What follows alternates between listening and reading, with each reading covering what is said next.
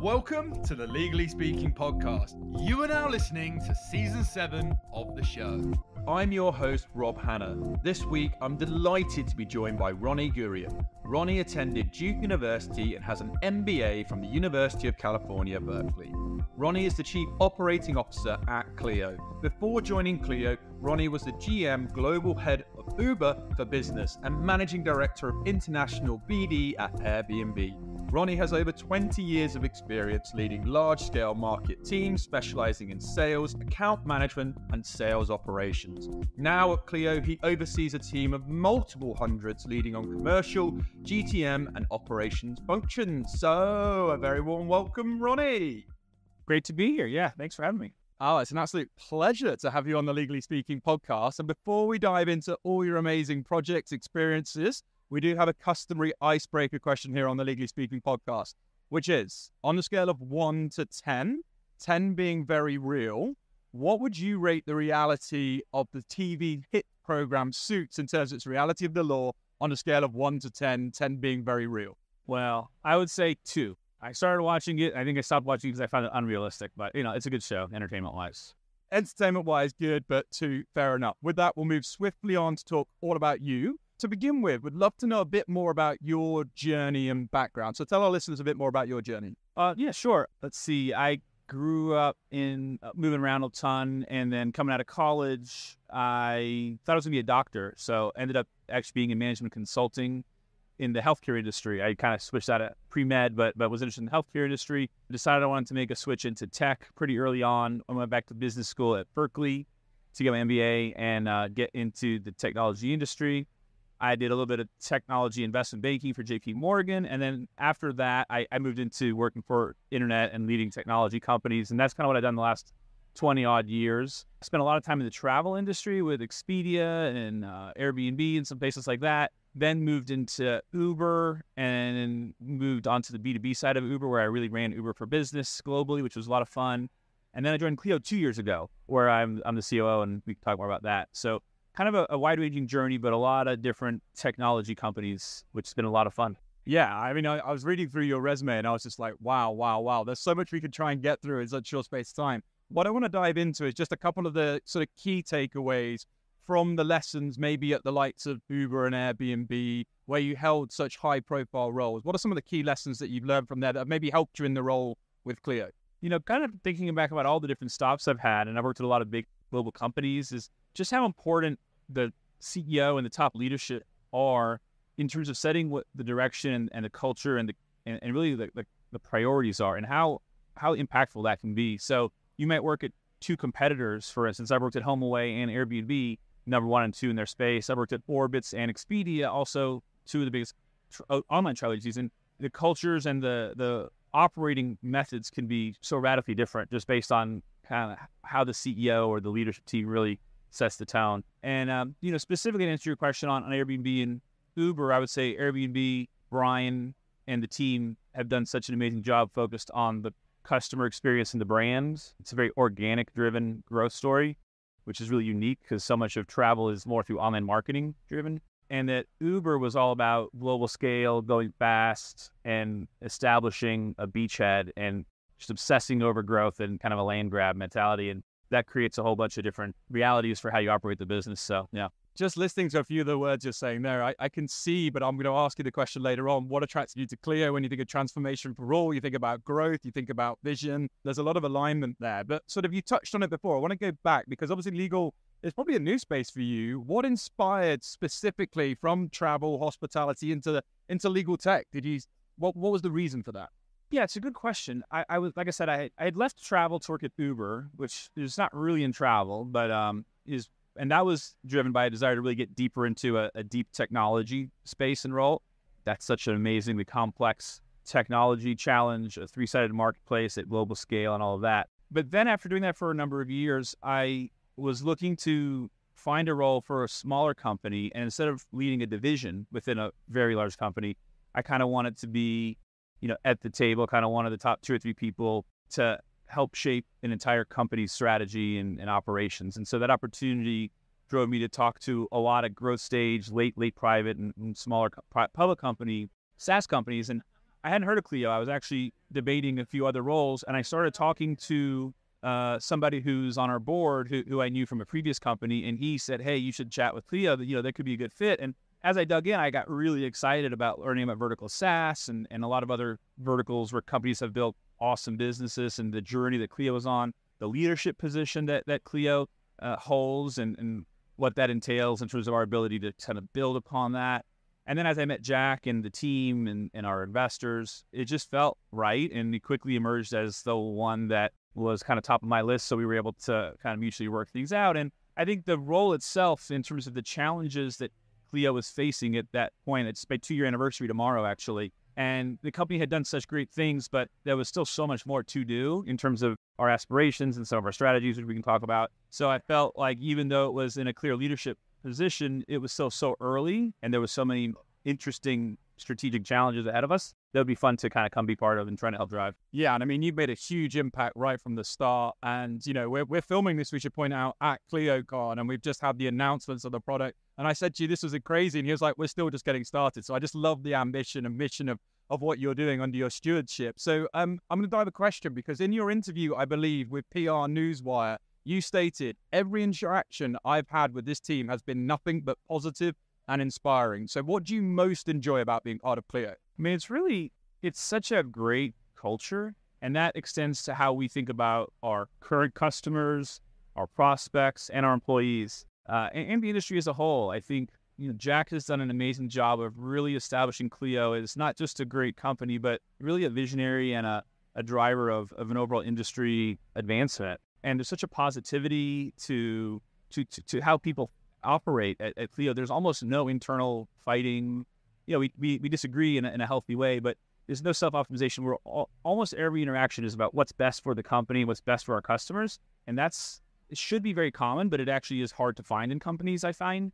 And if we can keep that, we'll be great. So that's one of my main goals, is making sure we build the right culture, the right organizational structure, the right incentives, so that we can maintain a lot of that really awesome, positive culture. As we continue to scale. And that's something I can attest to. We're very proud to partner with Clio, and everyone that I speak with is just really top of the field, but also got that human, real value, a relationship, and it's just a great place to be part of. And we're excited about seeing where Clio's going to go. So let's talk more about your role and where that's going, because you are the Chief Operating Officer at the company. Tell us more about the responsibilities you have, and not necessarily now, and where you see that going. Well, what I do at Clio is I'm really in charge of the commercial operations. So that entails all of our go-to-market functions, sales, marketing, customer success, onboarding, migrations. I oversee our international business in EMEA and in APAC, our payments business, and then some of our operational functions like business operations and strategy, data science. So it's a lot, and luckily I have a great team underneath me to do all that stuff, because they're all experts in stuff that I don't know how to do. So.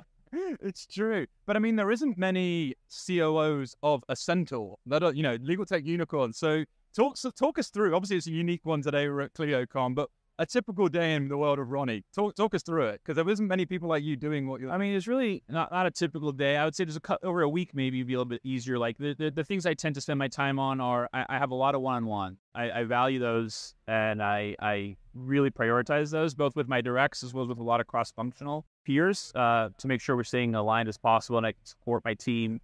A number of key team meetings that happen, Jack's staff meeting, my staff meeting, those are really important. And then we have a really strong business cadence where we look at our weekly performance, our monthly performance, and those kind of happen, our OKR reviews. So it's a combination of these big kind of planned review meetings, a lot of one-on-ones, and then, of course, a lot of ad hoc.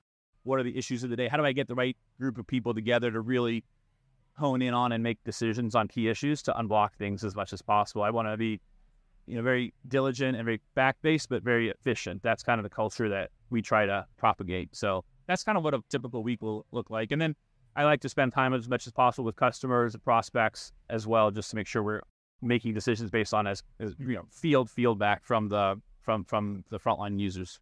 And I feel that, even as a partner of Clio really wants to invest in relationships, really internally, externally, or in the wider.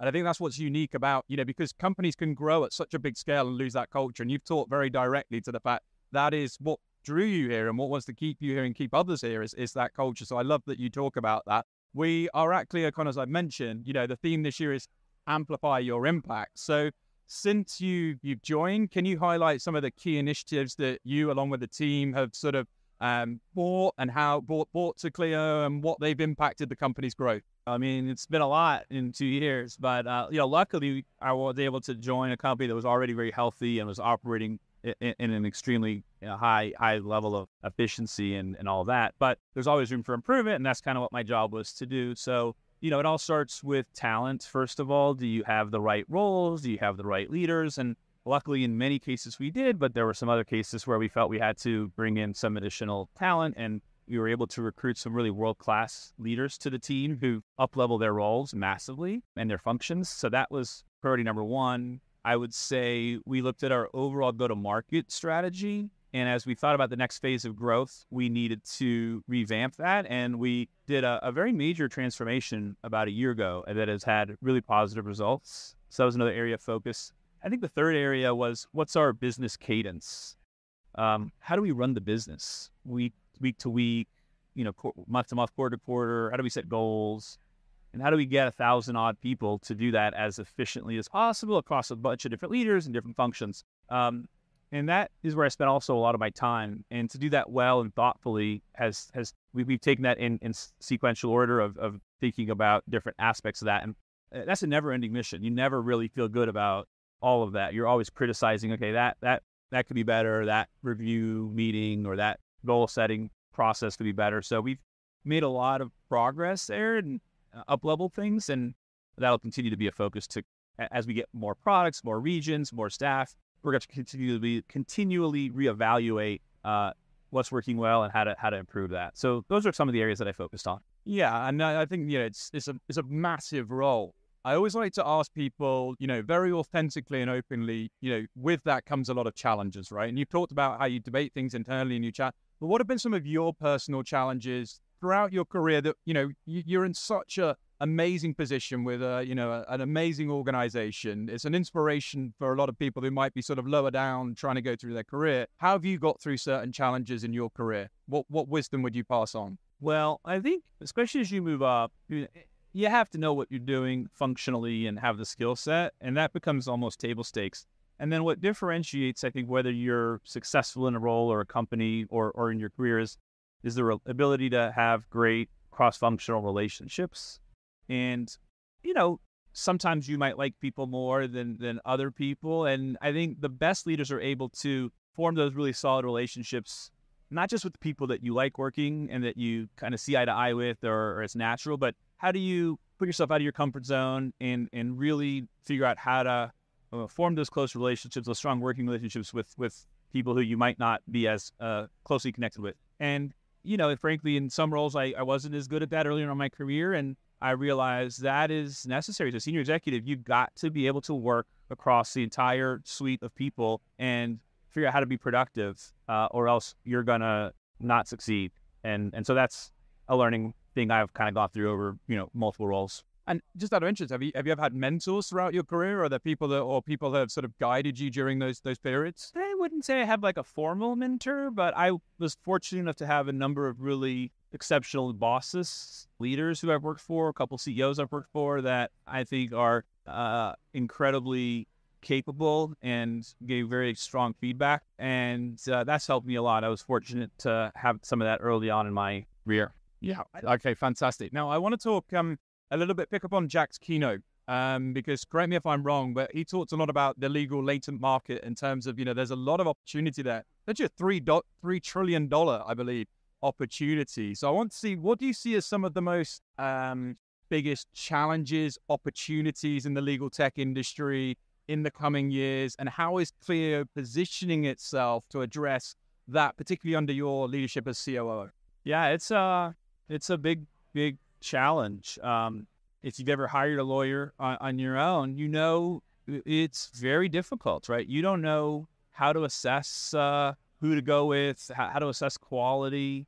Typically you'll ping maybe your network or a couple friends and they'll say, oh, I use this person. And and then you're off and running, and you don't really know whether they're good or not. It's hard to assess. So I continue to think there's a big opportunity in the industry overall to kind of help democratize and create more of a really clear leadership kind of opportunity for how do individuals and small businesses find quality lawyers. A lot of what we're doing is helping lawyers market and reach out and do all those sorts of things, which makes it more efficient and does activate part of that $3 trillion market that you're referencing. But I think there's a whole other set of the ecosystem that needs to continue to emerge around the discoverability and the ratings.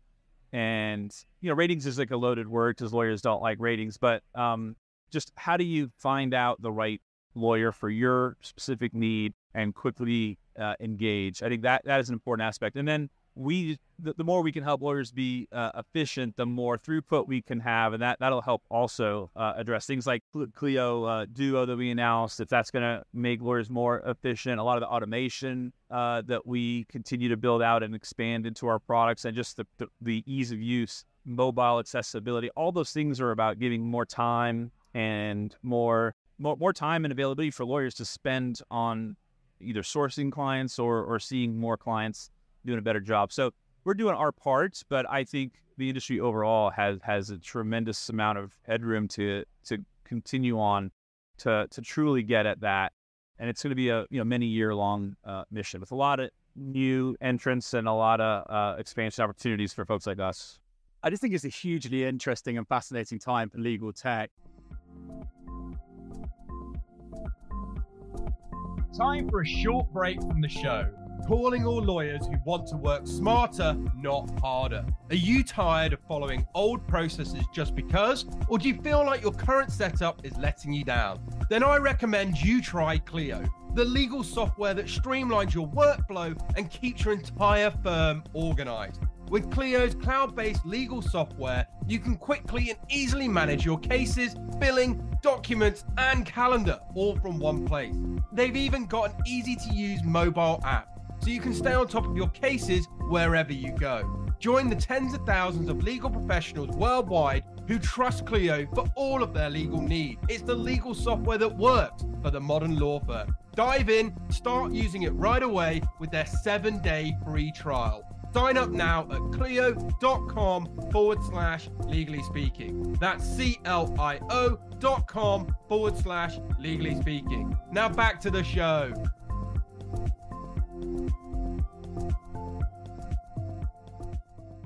And Jack talked on this, and we had someone previously on the show, Piers Linney, who was a former dragon off Dragon's Den in the UK, which is similar to Shark Tank over in the US. And he talked a lot with the introduction of AI, the need to move up the pyramid, the value chain. And, Jack touched on that in his keynote as well. You mentioned Clio Duo, but people who may be new, who listening to the show, not familiar with it. Tell us a little bit about Clio Duo from the AI and where you see that potentially going, because that for me was huge. Yeah, huge announcement. We're super excited about it. Obviously, everybody is focused on AI in 2023, and people are just getting started. So we made our announcement today around a new product called Clio Duo, which is really your assistant that is going to help you navigate everything you need to do as you interact with your customer base, client base, as you use Clio's products. And we have some initial functionality that we've rolled out today, but we see that as a major investment area, and we'll continue to expand that. And it's really about how do we help lawyers have an assistant that follows them along and anticipates their needs to perform the practice of law more efficiently, but also how do they run their firm more efficiently. And so there's a lot underneath that. Obviously, we're going to have to sequence out the ever-expanding set of capabilities that Clio Duo will undertake. And I think what's great about it, and it's a little bit daunting, right? If you're a customer today, whether you're in the legal tech space or even with us, we're looking at AI solutions for a bunch of our go-to-market capabilities and various aspects of our business. There's such a plethora of emerging early-stage solutions, all claiming to do, a bunch of things. And you have to decide how quickly you want to go, how comfortable you are trying kind of unproven solutions and unproven vendors versus how much you want to stick with some of the people who really have demonstrated they build great quality and sustainable products. And so are you looking at point solutions, or are you looking at kind of integrating AI into, a broad operating system. And we think that as we continue to expand Clio Duo, the value that we're going to be able to bring to our users is going to be immense. And there'll be an opportunity for point solutions to exist, no doubt. And we'll integrate with a lot of them through our awesome ecosystem, app ecosystem. But an all-in-one solution where you're doing your overall firm management with a really broad AI platform, we think will be very compelling as we continue to bring that to market. I absolutely agree. And one thing that really stuck with me was I think not maybe a misquote, but lawyers are indispensable. And it's true, right? There's no conversation of this is a nice to have. Like Clio is all in on AI. It's the buzzword, but just seeing this technology and where it can go, I think if you're a law firm leader or listening to this and still ignoring this, you're going to be probably out of business pretty soon. That's how fast and this is moving. What would be your tip to somebody sort of, is your role who might be quite risk averse or scared of this speed of change? What would you say to those law firm leaders or people in law firms to say, look, be open-minded, take this on. It isn't as scary as you would say. What would be your sort of words of support for those people that are cautious about all of this tech? Yeah, that's a good question. I think it's similar to a lot of the message that Clio has provided to the industry, well before my time. But, you hear Jack talk about 15 years ago, him coming out and how innovative and radical this notion of having your practice run on a cloud-based solution. And now that is obviously becoming the norm, although not for everybody. There's still some people who aren't there, but hopefully we can get more of those folks on our platform. And there's real value in doing that early. You don't have to be the first adopter, but I don't think you want to be a laggard. I think you want to be ahead of the curve, so to speak. So I think it's about embracing it, really learning it. A lot of the software, it's so cloud-based and it's so easy to start. You're not making massive deployment decisions or even huge budgetary decisions. It's the impediment is often time, attention, and the willingness to try it more so than anything, bigger. Obviously, if you're a huge firm, there's more operational challenges. But if most lawyers in America are working for small, medium firms, and I think that's true in many of our markets. So I would say just have that growth mindset, willingness to try. It's pretty low stakes actually, and you'd be surprised. And there's no real benefit of being a laggard here because you will find yourself behind your competitors, behind the market, and then you're scrambling, So just easier said than done for some people. Like my mother, she's like, I can tell you stories about her technophobia, and I get it. Not everybody is a techno-centric person, but that's where this thing is going. So it's time to get on, I think, if you want to stay ahead of the curve. I remember some of my mentors said to me, and maybe you'll have a view on this, but it's better to be first than it is to be better. I.e. get out there and get learning along the way and get out there and stay curious. And done is better than perfect because perfect never gets done, right? So I think, that's the mindset, which lawyers listening to that will probably freak out, but it's the way the world's moving. You've got to kind of move at this space of adoption, keeping up with the pace, because with legal tech, just being here today at ClearCon and seeing all the integration part, I mean, it's not the industry that it was.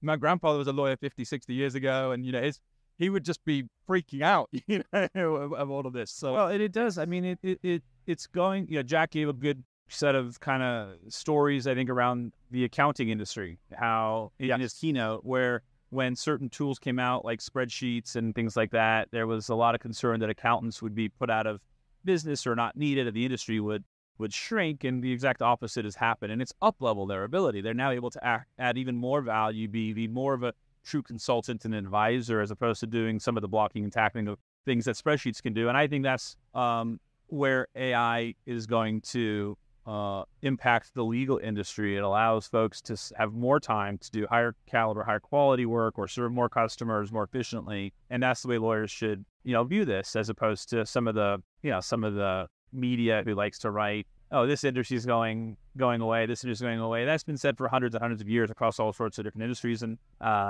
there's not going to be a substitute for the type of deep, intellectual, strategic advice that I think you rely on. But it may shift the nature of the type of work you do over the course of the day or over the course of the week. That's it. I mean, I run a legal talent solutions business on top of this, been in the recruiting world for recruiting lawyers for years and years and years. This is just going to be a new wave. Just look at a podcasting job didn't exist. There's going to be these new waves that, as you talk about moving up the value period. One topic I do want to talk about, which we're very closely aligned here as a Legal Speaking Podcast, and I know at Clio, which is a huge problem that Clio is taking head on, is access to justice. And it's and legal aid, which was talked a lot about today.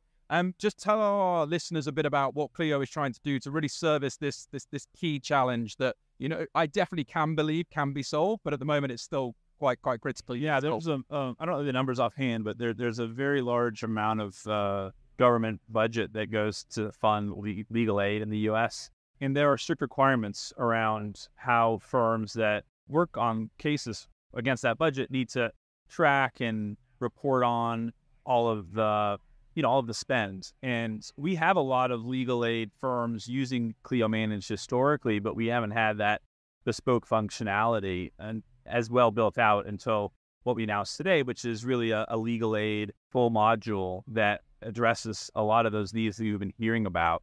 And I think that'll be awesome for our customers and more importantly, for the important work that a lot of those firms do, which is working on really some of the most in-need constituents in our society. And so the fact that we can provide great technology and help advance that cause, really is awesome for a lot of our staff to see. It's also taking a step back from like a business perspective, really interesting because we consider that kind of like a practice-specific functionality. And one of the things we announced today is we've been more of a horizontal solution where the functionality that we develop really applies to all the different types of practitioners and practice areas. And legal aid, we kind of view as our first practice-specific module. And we also announced personal injury today, which is a huge market in the U.S. and lots of other markets, and also has a lot of really differentiated needs that haven't been as well served. And so we've released that. It's available, in our booth here, and we've gotten great reception from a lot of our existing PI firms. And I think you'll see us really do well by serving that type of practice area. And then that's the type of strategy that we think over time you're going to see a lot more practice area specific modules on top of the core managed functionality. So as the industry gets involved and as people's needs continue to elevate, we have to meet them where they want and give them, the basic functionality isn't good enough anymore. We have to complement that with really bespoke needs. So we're excited to do that. Yeah, and the level of bespoke is incredible. And the way it just integrates with Clio Grow, Clio Manage, I've just had some product demonstrations today. It's phenomenal the amount of thought. Like the 1% details aren't forgotten. And I think that's what really makes Clio shine in terms of me and what I see and what the lawyers say. And again, when you were talking a lot about sort of really focusing on law firms, particularly when it comes to utilization rates, realization rates, collectibles, and really showing the data, right? The stats don't lie, and actually how your technology is helping profitability and cash flow, which particularly some small firms is a real issue, is just phenomenal. Now, I'm going to be cheeky because I know there can't be too much you can tell me sat here, but what are the future plans? Because you did say off air, we're just still getting started. And I was like, I've just been mind blown today what I've heard. So what does future plans for Clio look like? Are there any insights you're willing to maybe give us a little taste about? Yeah, obviously I can't share too much, but I would say broadly, and these were things that excited me when I took the job, and luckily we've been making good progress and we'll continue to do so. When I got to Clio, we were primarily a two-product company, really manage and grow. And we've launched payments, we've launched e-filing today, we've launched our PI add-on, we've bought 𝐥𝐢𝐬𝐬𝐿 and brought that to market. And so when you have this amazing foothold where you are providing great kind of an operating system of legal to so many law firms, the challenge is where do you take, and the exciting opportunity is where do you take it? There are so many additional add-ons and products and extensions that we can bring to market. We've announced a few of them today. And I think you'll see us going over the next couple of years to a significantly wider product suite to serve our clients more and more. So we're early on this multi-product journey, which is really hard for a lot of companies to go from single product to multi-product. It's not just from the technology perspective, but from the sales and support and marketing. It forces you to rethink your whole operating model as an organization. So we're making good progress there. I think that'll be a theme. And then we're so excited about the international opportunity. Luckily, I've had a lot of experience in a lot of my previous roles leading international teams at scale. And that excited me about Clio. And we've really been leaning into our EMEA growth and launching APAC. But we have users in over 100 countries today. And I have Slack channels where I see every single deal that comes in EMEA and APAC and in the rest of the world. And it's so inspiring when you see Saudi Arabia, Egypt, Ghana, Singapore, all over the world daily are signing up, and we get why they sign up. There's a real need to serve users in all those markets. And so we serve them. I would say we have an opportunity to do even a much better job in terms of further localization and further sales and marketing efforts. So over time, I think you'll see us get much more multi-product and much more international. And I would say those are two long-term trends for us, in addition to obviously what we're doing today. Yeah, and it's impressive because obviously I've come over from the UK. Clio very kindly invited me over. You know, the growth in the UK, like you said, you launched in Australia, you've got the certifications there. You're just really going for the international thing. It's exciting. And so before we wrap up, let's stick on international because we're tuning in Nashville right now, but ClioCon next year, 2024, Texas, Austin. Tell us why people should come along to that. I mean, this is my first time here as a ClioCon. I would definitely be coming again. I think it's absolute law library of fun, entertainment, and education is going to help you if you're a legal professional drive your business forward. But get people excited about Texas next year. Well, I mean, Austin's a great city, first of all, so it'll be a ton of fun. If you've never been there, I highly recommend it. I used to actually work for a company that was based in Austin, and I can guarantee if you come, you'll have a good time. But in terms of the ClioCon conference, this is our, I think, 11th year. Is that right? And what's really unique about it is it's really a legal industry conference. Even though it is ClioCon, we do want to make sure people know about and have full awareness of all of our products. We've got over 100 integration partners here across the industry. We have a tremendous amount of content that is just about how do you practice law more effectively, regardless of our products and services. So I would say don't worry about, oh, I don't want to come listen to just sales pitches. We are very conscious about making sure this is making everything that we can available in terms of people who want to know about Clio, our products, our services, answering questions. But a lot of people come here for just general trend awareness, what's going on in the industry, how do I run my practice more effectively, what are the things I need to be aware of. And so I think that balance is really important, that it's an industry conference just as much as it is a Clio conference, combined with, you know, great time, we have a lot of fun. You haven't been yet, but the party tonight and tomorrow night are actually really fun. I know sometimes networking isn't everybody's jam, but if you like to have a good time, Clio knows how to do that as well. So highly recommend it. Guarantee you'll have a good time if you come next year. Yeah, and I'm loving every minute of it. So I would definitely just +1 to everything Ronnie said. Right, final question, Ronnie. You talked about talent, and I'm in the talent world, and it's something that I'm so passionate about, people finding the right jobs and, you know, generally having fulfilling careers. So what would be your advice? People are going to be excited listening and learning about what we've talked about Clio today. What's your advice for anyone who will be looking or wanting to join the Clio team? How could they go about it? Yeah, well, you know, we're very much still in growth mode. We are fortunate that we're able to do that despite some of the macro, challenges. And we've added a lot of staff this year, and we're finalizing our 24 budget. We expect to hire across most of our functions next year. We post all of our roles online, so I would say, have a look, and if you see anything that interests you, definitely apply or try to network your way in. But we'll be expanding our team, and we're looking for great legal tech talent. You don't have to have legal tech experience, but can you get stuff done? Are you very positive, optimistic? And are you really a strong executor? Those are the kind of the traits we look for, and we'll definitely be looking to expand. So welcome anybody who's interested to apply. Yeah, absolutely. Well, I've had an absolute blast. I was looking forward to this, Ronnie, and it hasn't disappointed. You've over-delivered as I thought you would. So if our listeners want to learn more about your career, Clio, what's the best way for them to find out more? Yeah, if you'd like to learn more about Clio, you can visit clio.com/UK or follow us on social at @GoClio. And if you want to join us next year in Austin, tickets are at their lowest price right after the conference. You can get your pass at cliocloudconference.com. It's so great to see the UK legal community here, and look forward to continue to hopefully partner with you, Rob, and look forward to working together. So thank you very much for your support.